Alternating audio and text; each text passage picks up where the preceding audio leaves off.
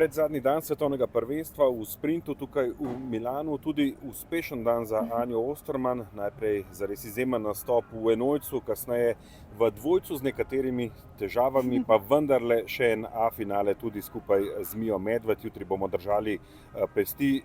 Anja, kam greva najprej? K drugemu nastopu, k prvemu? Prvemu. Ja, prvi je bil zelo uspešen, takoj sem že po štartu čutila, da sem zelo hitra. Na koncu sem celo spustila tempo, ker nekako sem se rekla, zakaj se bom trudila, če imam še dvojec v roku, urce pa pol. Tako da suvereno sem zmagala, nekdo mi je rekel, da imam najboljši čas, kar mi je dalo dodaten zagon za jutri. V dvojec, na to smo se pač usedile skupaj v dvojec. Nekaj časa sem celo imela za sprostitev, ampak ja, na koncu je le ura 20, ura 30, kar ni veliko. Šle smo bom rekla, na štart, tako z visokimi cilji. Štartali smo dokaj dobro, prvih 100 metrov, čoven je letel, potem so se rahlo začele težave. Sedeli smo po strani od naslednjih 400 metrov. To je tak občutek, da skoraj vsak desen zaveslaj bom jaz padla ven, Mija pa na levega, ampak nekako smo preveslali do cilja. Vseeno smo ulovili to tretje mesto, ampak vseeno se vedno počutimo nekako slabo, ko veva, koliko imamo še te rezerve v sebi in tega ne moramo vedno pokazati. Ampak kljub takem veslanju prideva v finale je zelo dobro, ampak jutri po moje brez živcev in brez neke nervoze bomo lahko pokazali, kar znava.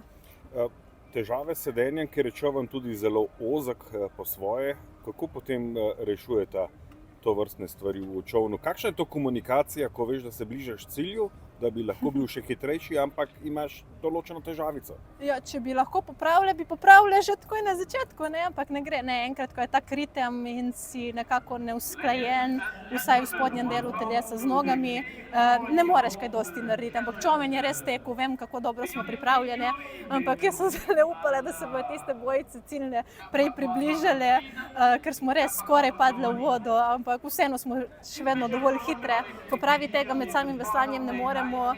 Žal mi je, da to čutimo kdaj, ko smo nervozni na tekmi, ker na treningih je res vse super, ampak tudi na evropskem smo v finalu zelo dobro odveslali in so bili tisti občutki fenomenalni in to si želiva za jutri. V dvojcu je odločal fotofiniš, italijanski čoln je, nekako rečemo temu, potegnil krajšo, pa vendarle današnji dan je bil uspešen.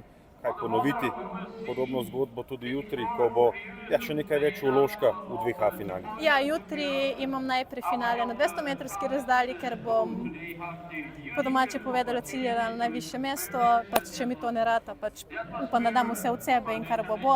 Čez 50 minut me čaka še dvojec, kar pomeni, da ne bom imela res veliko časa za sprostitev in se naštimati in take stvari, ampak tekmo bom gledala kot vsako posebej, kot veslam enojec, je na to čas za dvojec in ne bom razmišljala, da sem prvo imela enojec in da sem zmatrana.